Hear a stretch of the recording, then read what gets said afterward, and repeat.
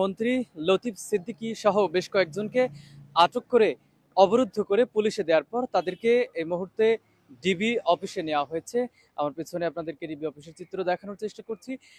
এর আগে বলে রাখি যে সকালে 11টার দিকে ঢাকা রিপোর্টার্স ইউনিটিতে মঞ্চ 71-এর ব্যানারে একটি গোল টেবিল বৈঠকে তারা অংশ নিয়েছিলেন এবং এই বৈঠকে অংশ নেওয়ার পরপর তারা এই বৈঠকে অংশ নেওয়ার পরে তাদেরকে আসলে স্থানীয় যেই সাধারণ জনতা আছে তারা আটক করে এবং আটক করে অবরুদ্ধ করে রাখে বেশ কিছুক্ষণ।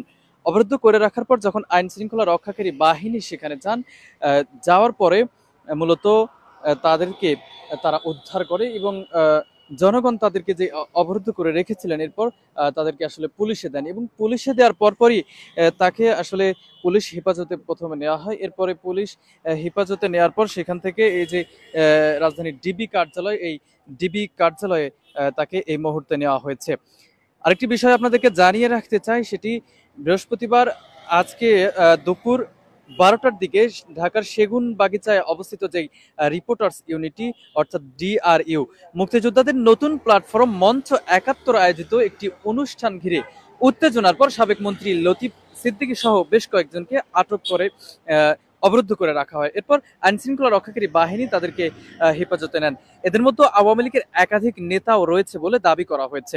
ঢাকা মহানগর পুলিশের অতিরিক্ত কমিশনার এই গ্রেফতারের বিষয়টি নিশ্চিত করেছেন।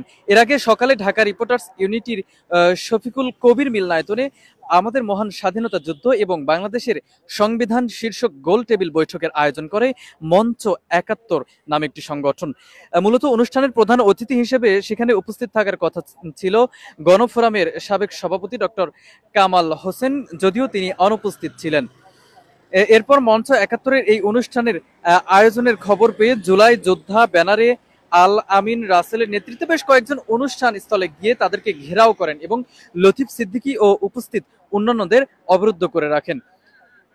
এবং এই যে অবরুদ্ধ করার পরে আসলে মূলত তাদেরকে এই ডিবি হেফাজতে নেওয়া হয়েছে। আপনাদেরকে যেমনটি জানানোর চেষ্টা করছিলাম, এর আগে আপনাদেরকে যে বিষয়টি আসলে বলে রেখেছি যে আওয়ামী লীগের যে মন্ত্রী, সাবেক মন্ত্রী ছিল লতিফ সিদ্দিকী, সাবেক সংসদ সদস্য, সে লতিফ সিদ্দিকী মঞ্চ 71-এর একটি গোল টেবিল বৈঠকে ঢাকা রিপোর্টার্স ইউনিটি অর্থাৎ ডিআরইউ এ তারা গিয়েছিলেন এবং সেখানে একটি উত্তেজনাকর পরিবেশের সৃষ্টি হলে জুলাই যোদ্ধা নামে তারা কয়েকজন সেখানে গিয়ে তাদেরকে মূলত অবরুদ্ধ করে রাখেন এবং এই অবরুদ্ধ করার ফলে তাদের বেশ কিছুক্ষণ তাদেরকে অবরুদ্ধ করার পর আইন শৃঙ্খলা রক্ষাকারী বাহিনীকে খবর দেওয়া হয় এবং আইন শৃঙ্খলা রক্ষাকারী বাহিনী এসে কিন্তু তাদেরকে উদ্ধার করে এবং উদ্ধার করে তাদেরকে আটক করে পুলিশ হেফাজতে নেন এবং হেফাজতে নেওয়ার পরে তাকে দুপুর ঠিক আনুমানিক 2:30 নাগাদ এই যে ডিবি কার্যালয়, এই